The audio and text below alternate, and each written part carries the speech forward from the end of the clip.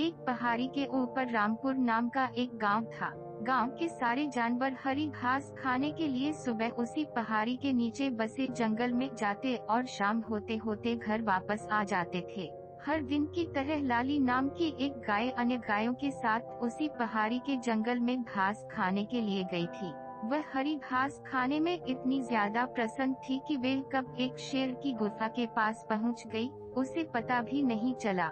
शेर अपनी गुफा में सो रहा था और वे पिछले कई दिनों से भूखा भी था। जैसे ही लाली शेर की गुफा के पास पहुंची, गाय की खुशबू से शेर की नींद खुल गई। वह शेर धीरे धीरे गुफा से बाहर आया और गुफा के बाहर गाय देखकर खुश हो गया। शेर ने मन ही मन सोचा कि आज उसकी भूख मिट जाएगी, वह इस तंदुरुस्त गाय को खाएगा, और यह सोचकर उसने एक तेज दहाड़ लगाई। लाली शेर की दहाड़ सुनकर डर जाती है। जब वह अपने आसपास देखती है तो वहाँ दूर दूर तक उसको कोई भी दूसरी गाय नहीं दिखी। जब वह हिम्मत करके पीछे मुड़ी तो उसे सामने शेर खड़ा हुआ दिखाई दिया। उस शेर ने लाली को देखकर फिर से दहाड़ लगाई है और लाली से कहा, मुझे कई दिनों से कोई शिकार नहीं मिल रहा था, मैं भूखा था। शायद इसलिए भगवान ने मेरा पेट भरने के लिए तुझे मेरे गुफा पर भेजा है। आज मैं तुझे खाकर अपनी भूख मिटा लूंगा। शेर की बात सुनकर लाली डर जाती है। वह रोते हुए शेर से कहती है, मुझे जाने दो, मुझे मत खाओ। मेरा एक छोटा बच्चा है जो अभी सिर्फ मेरा ही दूध पीता है और उसे घास खाना अभी तक नहीं आया है।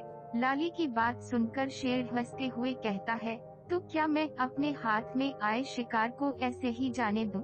मैं तो आज तुझे खाकर अपनी भूख मिटाऊंगा। शेर के ऐसा कहने पर लाली उसके सामने रोने लगी और विनती करते हुए कहती है कि आज मुझे जाने दो, मैं आज अपने बछड़े को आखिरी बार दूध पिला दूंगी और उसे बहुत सारा प्यारा करके कल सुबह होते ही तुम्हारे पास आ जाऊंगी। फिर तुम मुझे खा लेना और अपना भूखा पेट भर लेना। शेर लाली की यह बात मान जाता है और धमकी देते हुए कहता है कि अगर कल तू नहीं आई तो मैं तेरे गांव आऊंगा, फिर तुझे और तेरे बेटे दोनों को खा जाऊंगा। लाली शेर की यह बात सुनकर खुश हो जाती है और शेर को अपना वचन देकर गांव वापस चली जाती है। वहां से वे सीधे अपने बछड़े के पास जाती है, उसे दूध पिलाती है और बहुत सारा प्यार करती है। फिर बछड़े को शेर के साथ हुई सारी घटना बताती है और कहती है कि उसे अब अपना ख्याल खुद ही रखना होगा। वह कल सुबह होते ही अपना वचन पूरा करने के लिए शेर के पास चली जाएगी। अपनी माँ की बातें सुनकर बछड़ा रोने लगता है।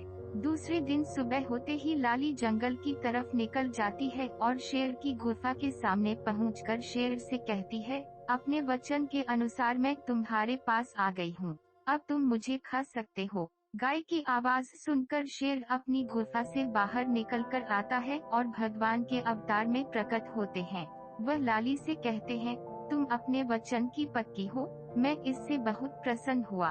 मैं तो बस तुम्हारी परीक्षा ले रहा था। मैं तुम्हें गौ माता होने का वरदान देता हूँ। तुम अब अपने घर और बछड़े के पास वापस जा सकती हो। उसी दिन के बाद से सभी गायों को गौ माता कहा जाने लगा।